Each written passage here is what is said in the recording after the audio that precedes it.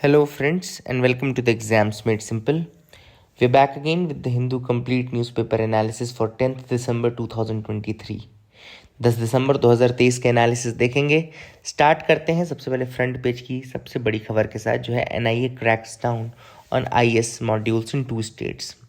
तो यहाँ पे 2 स्टेट्स जो हैं वो हैं कर्नाटका और महाराष्ट्र, जहाँ पे आईएस यानी कि जो आपका इस्लामिक स्टेट्स है उसके ऊपर क्रैकडाउन किया गया और काफ़ी लगभग 44 लोकेशन 44 लोकेशंस थी जहाँ पर क्रैकडाउन किया गया और कई लोगों को पकड़ा भी गया, जिन लोग वहाँ पे लोगों को बरगला रहे थे, भड़का रहे थे, है ना। अब ये कौन सी जगह है? एक थाने जो लोकेशन है महाराष्ट्र में, वहाँ पे एक गाँव आता है पदगाह, या ये लिखा है Padgha. This is the village of Padgha which is there in Thane, rural Thane में आता है। इसको उन्होंने लिबरेटेड जोन या अल शाम के नाम से प्रोनाउंस कर रहे थे, and they were motivating the Muslim youths to relocate in Padgha from their places of residence, ताकि वो पडगा को और ज़्यादा एक स्ट्रेंथेंड बेस के रूप में डेवलप कर सकें। तो एक पदगा जो जगह है उसका नाम तो याद रखिएगा ही, साथ ही इसके बारे में थोड़ा हम देख लेते हैं। एनआईए क्रैकडाउन है तो एनआईए के बारे में जान लेते हैं। एनआईए यानी कि नेशनल इन्वेस्टिगेशन एजेंसी, ये central counter terrorism law enforcement agency है इंडिया की। Central counter terrorism law enforcement agency है। पेरेंट एजेंसी की बात करें तो इसका union ministry of home affairs parent agency है। इस्टेब्लिशमेंट एनआईए का हुआ था 2008 में, मुंबई टेरर अटैक्स जो 26/11 हुआ था उसके बाद इसको बनाया गया था। इसके लिए बनाने के लिए एक एक्ट लाया गया था जिसको हम बोलते हैं national investigation agency act of 2008। Jurisdiction की बात करें तो एजेंसी के पास पावर है to deal with terror related cases, crimes across various states without permission from the state. इसके अलावा state governments may request the central government to hand over the investigation of a case to NIA, provided the case has been registered for the offences as contained in the schedule of NIA act. मतलब NIA act के schedule के अंदर अगर कोई case हुआ होगा तो अगर कोई स्टेट चाहती है तो ऐसा कोई केस रेफर भी कर सकती है। इसके अलावा एनआईए स्पेशल कोर्ट्स भी हैं। Various special courts have been notified by the government of India for trial of these cases arising out of that, है ना। एंड इसके अलावा अगर हम बात करें एनआईए स्पेशल कोर्ट्स की, तो वो they are presided over by a जज was appointed by the central government on the recommendation of the chief justice of the high court with jurisdiction in that reason.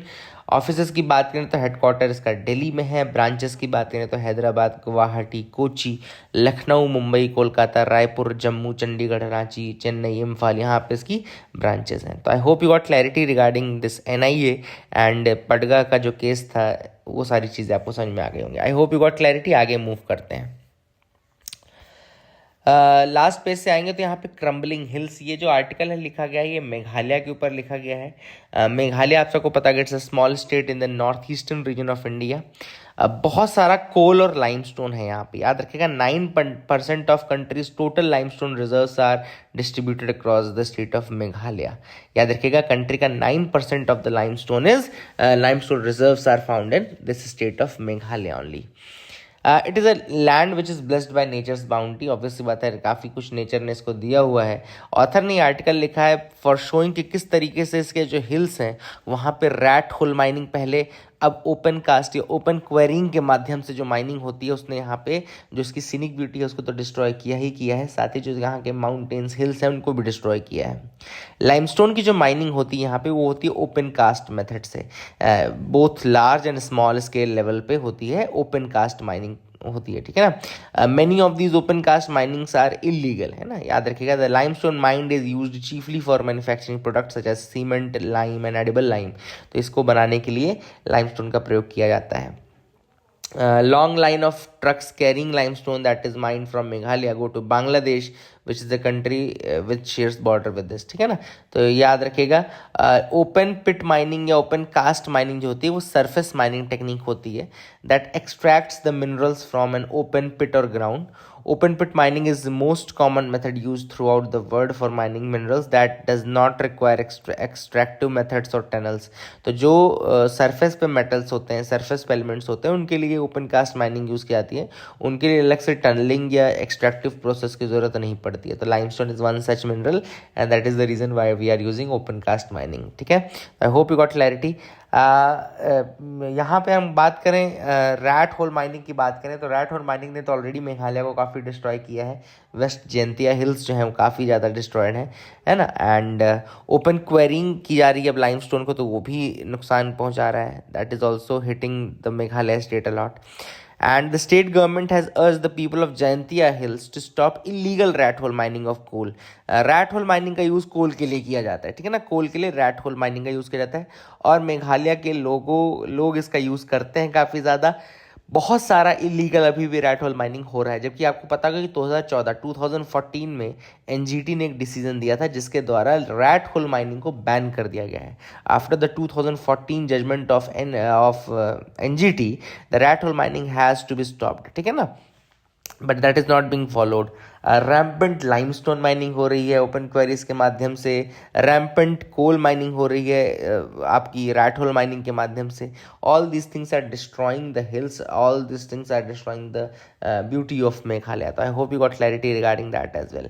And इसके अलावा ये भी साइंटिस्टों ने बताया है कि loss of forest cover, loss of मतलब pollution of water, soil and air, depletion of flora fauna, reduction in the biodiversity, erosion of soil, instability of rock masses, ये सारी चीज़ें जो हैं ये मेघालय में हो रही हैं और इसी कारण से जो वहाँ का इन्वायरमेंटल पूरा सेटअप है वो चेंज होता जा रहा है। तो I hope you got clarity regarding this news article. आपको समझ में आ गया होगा। आगे मूव करते हैं, देखते हैं और क्या इंपॉर्टेंट न्यूज़ आर्टिकल है। स्पोर्ट्स सेक्शन है, इसमें यहाँ से कोई खास न्यूज़ नहीं है। EU strikes a deal on how to draft rules to regulate AI models. अब अभी EU ने विगरस डिस्कशंस किए ब्रसल्स में, बेल्जियम में, और वहाँ पे उन्होंने एक हिस्टोरिक ड्राफ्ट बना दिया है on rules regulating the artificial intelligence model, जैसे कि चैट जीपीटी हो गया, है ना। 36 घंटे का नेगोशिएशन चला और उसके बाद उन्होंने कहा कि now we are able to draft the rules for regulating the artificial intelligence. Artificial intelligence के केस में मैं इंडिया की अगर हम बात करें, थोड़ा सा मैं आपको डिटेल दे सकता हूँ कि इंडिया में भी कोई भी ऐसा लॉ नहीं है स्पेसिफिकली जो AI से डील करता हो। हमारे पास जो स्टडी करने के लिए एक्ट है, एक तो EU का ही AI एक्ट है, EU का AI एक्ट बोलते हैं इसको। दूसरा हमारे पास है एक अलायंस है जिसके हम मेंबर हैं, GPAI, यानी कि global partnership on artificial intelligence. ये 2020 में बनी थी, 2020 में बनी थी जून, और अभी इसकी मीटिंग भी होने वाली है 12 तारीख को आई गेस। तो ग्लोबल पार्टनरशिप ऑन AI, ये भी एक हमारे पास मॉडल है। AI एक्ट ऑलरेडी EU ने पास किया हुआ है जब चैट जीपीटी और ये सब आया था उसके बाद।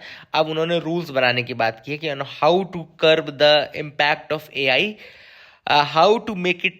देखो, AI can be use as malevolent and benevolent, दोनों, अच्छा बुरा दोनों रूप में यूज़ हो सकता है AI का।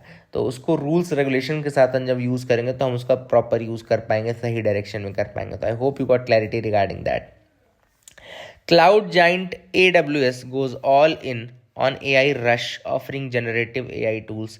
तो यहाँ पे बात चल रही है अमेजॉन वेब सर्विसेज की, जो कि US रिटेल जायंट अमेजॉन का प्रॉफिटेबल क्लाउड कंप्यूटिंग आर्म है। याद रखिएगा, अमेजॉन का ही क्लाउड कंप्यूटिंग आर्म जो है वो है अमेजॉन वेब सर्विस या AWS इसको कहते हैं। इसने कहा है कि अब ये आर्टिफिशियल इंटेलिजेंस के ऊपर बिल्कुल टूट पड़ेगा और AI जनरेटेड टूल्स भी बनाएगा, है ना। एंड ऑब्वियसली बात है, डेटा तो है ही, AWS पे बहुत सारे सर्वर्स हैं।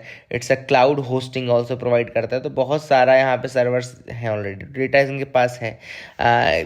यहाँ पे एक इन्होंने अनाउंस किया है अमेजॉन क्यू, तो आप लोग इसके बारे में जान लीजिए थोड़ा सा। अमेजॉन क्यू क्या है? It is an enterprise chat bot, जैसे चैट जीपीटी है ना, उसी तरीके से ये अमेजॉन क्यू बनाने की बात कर रहे हैं। It will be an enterprise chat bot along the lines of similar products by ChatGPT maker, OpenAI and the search giant Google। तो Google और OpenAI जैसे ChatGPT है उसी की लाइन पे ही Amazon Q बनाया जाएगा, ठीक है। तो I hope you got clarity regarding that as well.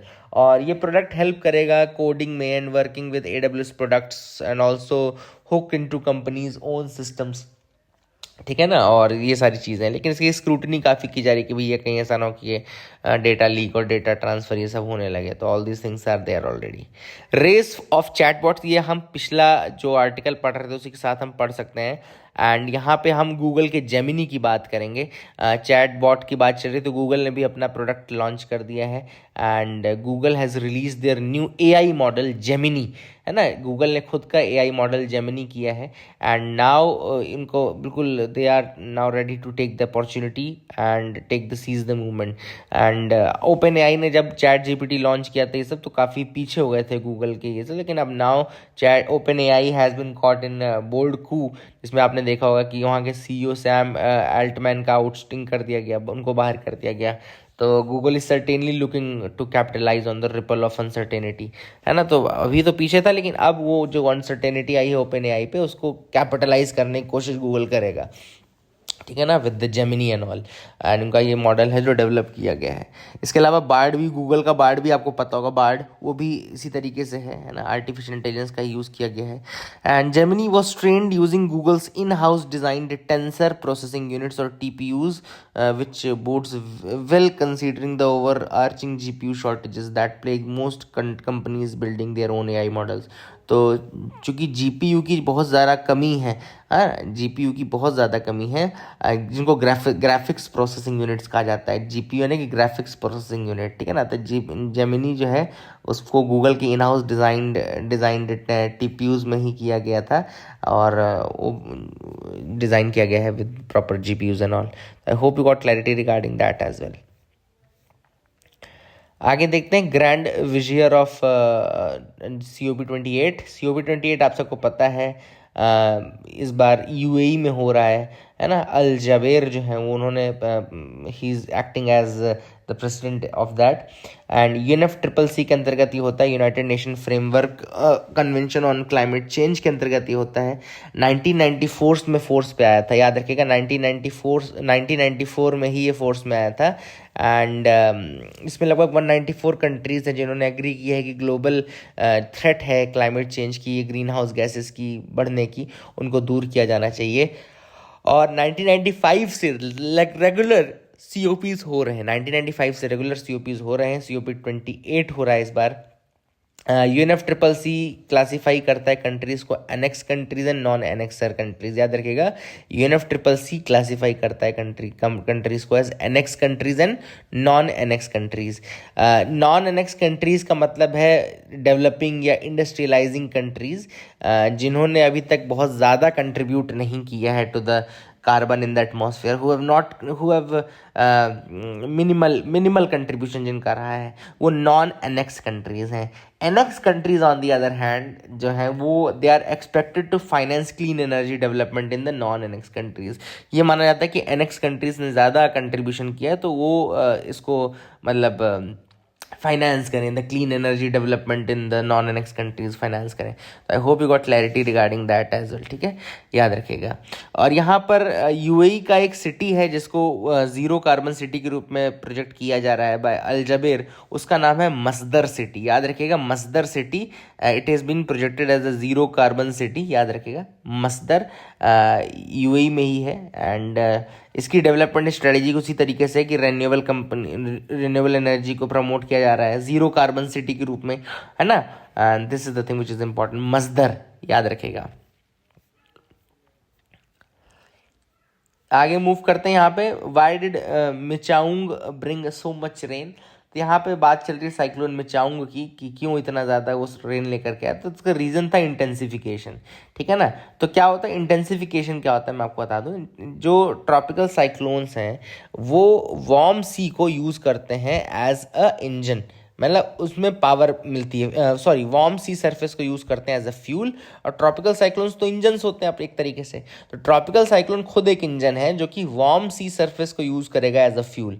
अब जैसे जैसे एयर मूव करती है over a warm sea, it warms and accumulates moisture, ठीक है ना, एंड बिगन्स टू असेंड। अब गर्म हवा है तो ऊपर की तरफ जाएगी, जब वो असेंड करती है तो ये क्या होती है, धीरे धीरे प्रोसेस में कूलर होती जाती है और ऊपर पहुंचती है तो कंडेंस हो जाती है, condense the vapour and forms cloud.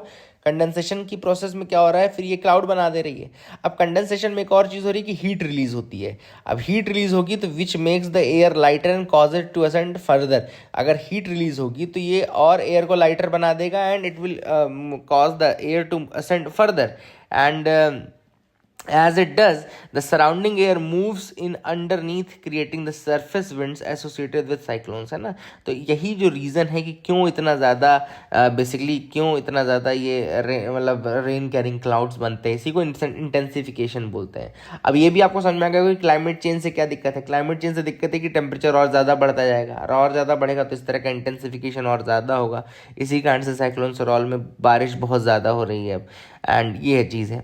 दूसरा जो ऑथर ने रीज़न बताया वो है जो साइक्लोन है उसका सेल्फ इंटेंसिफिकेशन भी हुआ because of the Madden Julian isolation oscillation, sorry. तो एक जोग्राफिकल फिनोमिना है Madden Julian oscillation. This is one of the factors जिस कारण से साइक्लोन मिचाउंग का ओन इंटेंसिफिकेशन भी हुआ। अब मैडन जूलियन ऑसिलेशन जो होते हैं, it consist of a pair of weather anomalies. इसमें एक पेयर ऑफ वेदर एनॉमलीज होती हैं जो कि ईस्टवर्ड मूव करती हैं around the world once every 1 और 2 मंथ, हर 1 या 2 महीने में ये मैडन जूलियन ऑसिलेशन जो होता है, इसमें एक पेयर ऑफ वेदर एनॉमलीज होते हैं विच आर मूविंग ईस्टवर्ड्स, ठीक है ना। जो लीडिंग साइड है इसका वो ड्राई वेदर लेकर के आता है, जो ट्रेलिंग साइड है वो वेट या रेनी वेदर लेकर के आता है। तो जो एडवाइजरी थी वो ये थी कि 3 दिसंबर के आसपास जो मैडन जूलियन ऑसिलेशन है वो साइक्लोन मिचाउंग के पास रहेगा और फेवरेबल कंडीशन बनाएगा for rain formation. That was the reason कि क्यों इंटेंसिफिकेशन और ज़्यादा हो गया। तो I hope you got clarity regarding that as well. अगला आर्टिकल है what does special package means for PVTGs. पहले तो याद रखिएगा पीवीटीजी जो हमारे यहाँ 75 हैं, टोटल 75 पीवीटीजीज हैं। एंड ट्राइबल अफेयर्स मिनिस्ट्री ने बताया भी राज्यसभा को that population of PVTGs was not in decline, sighting information provided by the office of registrar general and census commissioner of India. याद रखिएगा ORGI यानी कि office of registrar general and census commissioner of India के data के according PVTGs की population नहीं decline की है। पीवीटीजीज क्या है? They are the most primitive tribal groups, है ना, मोस्ट प्रिमिटिव ट्राइबल ग्रुप्स हैं and they are tribal communities that are showing either a declining और stagnant population which are using pre agrarian technology. ये दोनों point, चारों points हैं, याद रखिएगा। पहला है डिक्लाइनिंग या स्टैग्नेंट पॉपुलेशन होनी चाहिए, use of pre agrarian technology होना चाहिए, इकोनॉमिक बैकवर्डनेस होना चाहिए और लो लिटरेसी होना चाहिए। तो ये चारों पॉइंट आप लोग लिख लीजिए। And they are found to be living in the remotest and most inaccessible areas। 75 communities हैं, 18 स्टेट्स और यूटीज़ में फैली हुई हैं। याद रखिएगा, ये सारे फैक्ट्स इंपॉर्टेंट हैं, ठीक है ना। एंड एक रिपोर्ट थी particularly vulnerable tribal groups in India, privileges and predicaments. ये पब्लिश की गई थी एंथ्रोपोलॉजिकल सर्वे ऑफ इंडिया के द्वारा 2016 में, एडिटेड बाय के मिश्रा, ठीक है ना, याद रखेगा। सबसे ज़्यादा जो पीवीटीजीज हैं वो उड़ीसा में है 15, which are followed by Andhra Pradesh 12, Bihar and Jharkhand 9, Madhya Pradesh and Chhattisgarh 7, Tamil Nadu 6, Kerala 7, Kerala and Gujarat 5 each, है ना। फिर रेस्ट फिर जो है वो आपके स्कैटर्ड है, महाराष्ट्र एंड वेस्ट बंगाल में 3 है, कर्नाटका उत्तराखंड में 2 हैं, और फिर इधर आपका जो राजस्थान, त्रिपुरा, मणिपुर, इनमें 1 है। बात कर लेते हैं यहाँ पे पीएम जनमन स्कीम जो है ये प्रधानमंत्री जनजाति आदिवासी न्याय महाअभियान है। लिख लीजिए, प्रधानमंत्री जनजाति आदिवासी न्याय महाअभियान, जिसमें 24,000 करोड़ निकाले गए हैं। अभी क्यों निकाले गए हैं 24? क्या क्या काम करने के लिए निकाले गए हैं? तो बहुत सारे काम करने के लिए निकाले गए हैं। मैं आपको बता देता हूँ कुछ काम, जो क्या क्या काम होंगे इसमें। लगभग 4.9 लाख पक्का घर बनाए जाएंगे, 8,000 किलोमीटर तक की कनेक्टिंग रोड्स बनाई जाएगी, linking all the mobile medical units, constructing 2500 anganwadi centres, 1000 multipurpose centre, 500 hostels, installing mobile towers in 3000 villages and all. इसके अलावा अगर आप देखें तो setting up vocational skill development centre in 60 aspirational PVDG blocks, building 500 Vandhan Vikas Kendra, है ना, वंधन केंद्र भी बनाए जाएंगे। तो all this things are there. हालांकि 24,000 करोड़ में 19,000 करोड़ का इस्तेमाल तो केवल पीएम आवास के अंतर्गत ये जो घर बनाने हैं, और उसके अलावा जो 8,000 किलोमीटर का कनेक्टिंग रोड्स है उसी में खर्च हो जाएगा। बाकी फिर बचेगा केवल 5,000 करोड़। देखते हैं गवर्नमेंट फिर उसके बाद कितना क्या और इन्वेस्ट करती है, ठीक है। तो this is the thing which is important. Challenges क्या क्या है, व्हाट आर द चैलेंजेस? तो सबसे इम्पॉर्टेंट चैलेंज ये है कि लैक ऑफ करंट डेटा। हमारे पास डेटा ही नहीं है कि कौन कितना है। अगर हम देखें तो parliamentary standing committee on social justice and empowerment ने ये इशू उठाया है कि भैया डेटा तो लाओ कि कितने हैं। अभी तो आप एक गेस वर्क पे चल रहे हो, you are using old data. 2011 का सेंसस डेटा आपने यूज़ कर लिया, उसमें भी कोई ऐसा नहीं कि पीवीटीजी की पॉपुलेशन अलग से टारगेट की गई हो।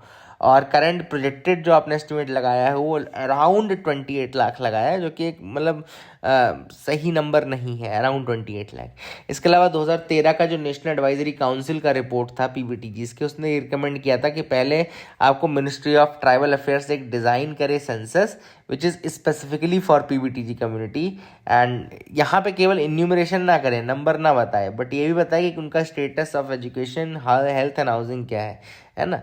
तो these are the challenges. I hope you got clarity regarding that. आगे मूव करते हैं, देखते हैं क्या है। Green turtles nesting range expands under warming climate. यहाँ पे ग्रीन टर्टल्स की बात चल रही है, यानी कि इसका देखो साइंटिफिक नेम लिखा है चेलोनिया मेदास, याद रखिएगा चेलोनिया मेदास। अब मेडिटेरेनियन सी में इनकी पॉपुलेशन रहती है, याद रखिएगा। The green turtles they're found in the Mediterranean sea, Chelonia mydas. और इनका जो रीजन है वो एक्सपैंड होता जा रहा है रहने का। क्यों? क्योंकि ऑब्वियस सी बात है, जो आपका क्लाइमेट चेंज हो रहा है उस कारण से बहुत ज़्यादा टेम्परेचर बढ़ रहा है। अगर मेडिटेरेनियन टेम्परेचर बढ़ेगा तो ये बेचारे कहाँ रहेंगे, क्यों रह पाएंगे, क्यों नहीं रह पाएंगे? मैं आपको रीज़न बताता हूँ कि ह्यूमन कॉज क्लाइमेट चेंज जो है उस कारण से सी सरफेस टेम्परेचर बढ़ रहा है। अब सी सरफेस टेम्परेचर जब बढ़ेगा तो मैरीन लाइफ के ऊपर इम्पैक्ट पड़ेगा। क्यों? क्योंकि sea turtles are very potentially particularly susceptible as the sex of their offspring is dependent upon the incubation temperature. जो सेक्स होता है सी टर्टल्स का वो डिपेंडेंट होता है उनके इंक्यूबेशन टेम्परेचर पे, है ना। And this has been indicated in the research as well. तो यही रीज़न है कि क्यों ये एक्सपैंड करते हैं और दूसरे रीजन्स में जा रहे हैं।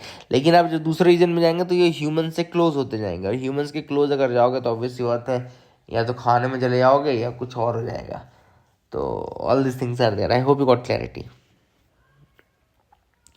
अगला है the missing daughters of Orissa's border villages. अभी क्राइम्स इन इंडिया रिपोर्ट आई थी 2022 की, एनसीआरबी यानी कि national crime record bureau release करता है। इसमें उन्होंने कहा कि 1120 persons were trafficked, 1120 persons were trafficked and from Orissa in 2022 which is the highest in the country, ठीक है ना।